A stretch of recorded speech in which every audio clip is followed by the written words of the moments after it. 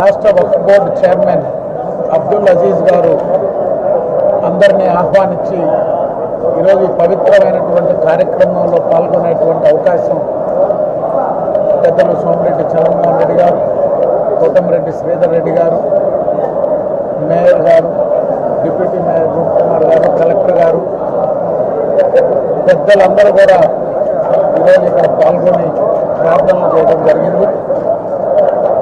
అదేవిధంగా ప్రపంచవ్యాప్తంగా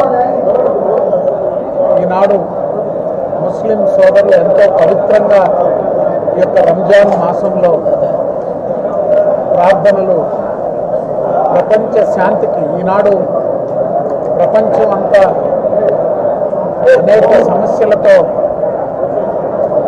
ప్రశాంతంగా ఉన్నటువంటి దేశాలు కూడా ఈనాడు అశాంతి నెలకొని గందరగోళ పరిస్థితుల్లో ఉన్నాయి.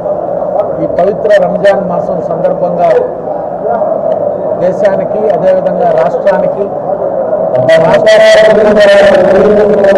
చంద్రబాబు నాయుడు గారి పాలనకి వీరి యొక్క ప్రార్థనలు, దీవెనలతో ఈ యొక్క కూటమి ప్రభుత్వం మరిన్ని మంచి కార్యక్రమాలు చేసేదానికి వీరి యొక్క ఆశీర్వాదాలు ఉండాలని వారందరి ప్రార్థనలు ఈ యొక్క రాష్ట్ర దేశ అభివృద్ధికి వారి ప్రార్థనలు కూడా ఎంతో మేలు చేస్తాయని చెప్పి కూడా కోరుకుంటూ, అదేవిధంగా నెల్లూరులో ఈనాడు ఇక్కడ మేము కూర్చున్నటువంటి షాదీ మంజిల్ గతంలో తెలుగుదేశం ప్రభుత్వంలోనే నిర్మాణం చేశాం.